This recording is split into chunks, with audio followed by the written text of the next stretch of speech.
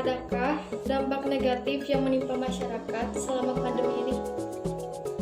Nah, jadi kependudukan adalah segala sesuatu yang berkaitan dengan jumlah, struktur, pertumbuhan, persebaran, mobilitas, penyebaran, kualitas, dan kondisi kesejahteraan yang menyangkut politik, ekonomi, budaya, agama, dan lingkungan penduduk setempat. Nah, jadi kalau tadi disebutkan hanya itu aja, berarti itu hanya salah satu. Jadi definisinya tadi ya kependudukan itu. Jadi seluruh keterkaitan yang berhubungan dengan penduduk, bagi ke dalam bidang sosial, ekonomi, politik, budaya, agama, dan sebagainya.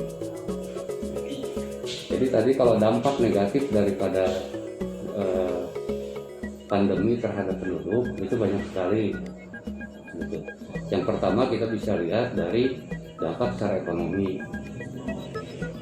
Ekonomi masyarakat itu jelas terganggu, perputarannya menjadi sangat lemah. Pertumbuhan ekonominya juga menjadi turun. Karena apa? Karena aktivitas ekonomi masyarakat itu jauh sekali menurun, apalagi diberlakukannya masa PPKM. Itu dari bidang ekonomi. Kemudian dari bidang pendidikan, Ade sendiri merasakan ya, pendidikan biasanya tatap muka sekarang nggak bisa. Itu kan hal yang merugikan karena kualitas pendidikan itu menjadi menurun. Kemudian dalam bidang kesehatan, jelas dalam bidang kesehatan ini sangat merugikan masyarakat karena aktivitasnya menjadi terbatas, rasa kekhawatiran menjadi tinggi, itu menjadi gangguan kesehatan tersendiri bagi warga masyarakat. Ya, intinya itu dari 3 bidang itu kesehatan, pendidikan, dan ekonomi. Dampaknya sangat luas. Dampaknya, jadi terjadinya gelombang PHK, terjadinya kekurangan pangan di sini, ya. Kemudian terbatasnya waktu pendidikan, kemudian juga timbulnya rasa kekhawatiran, dan itu jelas menurunkan imun. Akibat penurunan imun, maka dengan mudah COVID itu menyebar. Jadi banyak sekali.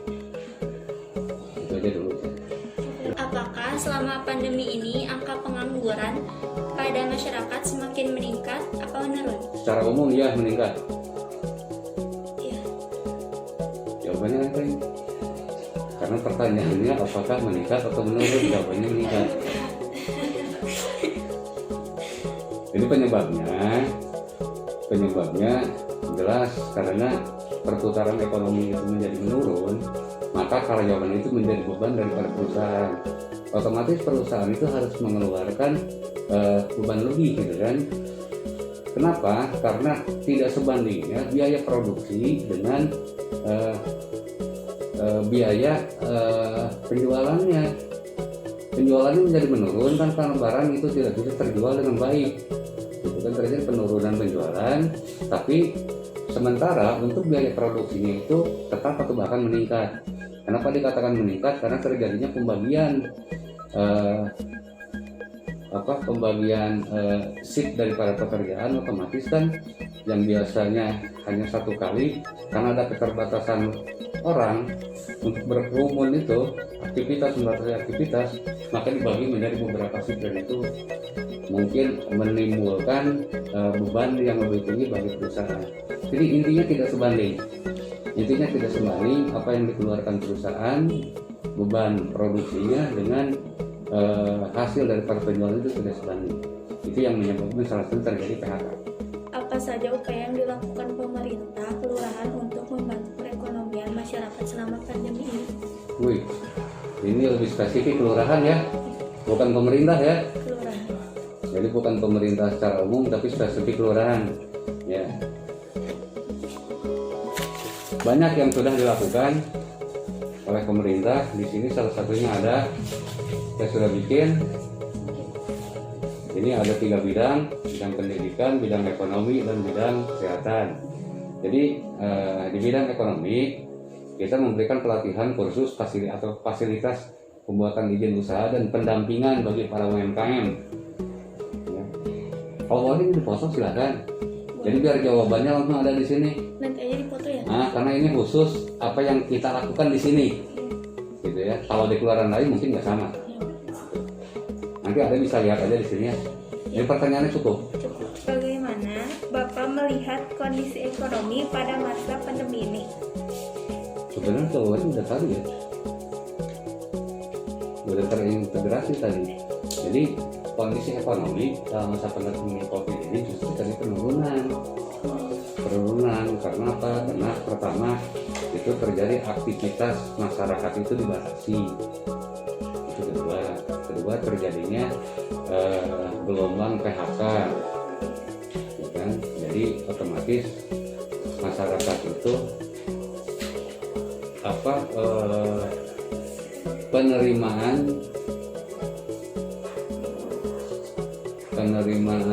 penghasilannya itu jauh berkurang. Kemudian dari sisi lain terjadinya penurunan dalam jumlah transaksi. Jadi bagi itu transaksi dalam perdagangan ataupun transaksi keuangan itu terjadi penurunan, dan ini salah satunya menyebabkan penurunan ekonomi di masyarakat. Ya, orang yang berjualan tapi pembelinya nggak ada, itu kan tidak ada transaksi artinya. Itu kemudian ada juga pembatasan jam usahanya dari pagi sampai jam 8 malam, dan tidak boleh makan di tempat. Itu kan akan terjadi pengurangan mau tidak mau. Yang selanjutnya hal ini dipengaruhi oleh rasa kekhawatiran masyarakat dalam melakukan aktivitas. Jadi peran masyarakat itu sendiri bukan hanya untuk dari sisi ekonomi, tapi dari perilaku masyarakat itu sudah berubah. Ada rasa kekhawatiran, takut tertular ataupun apa, maka mereka tidak mau melakukan aktivitas di luar. Itu kan ada pembatasan dari masyarakat sendiri, misalnya memang aturan yang membatasi. Itu makanya jadi penurunan ekonomi. Terima kasih Pak. Terus siapa lagi? Udah ya Pak. Belum udah. Iya.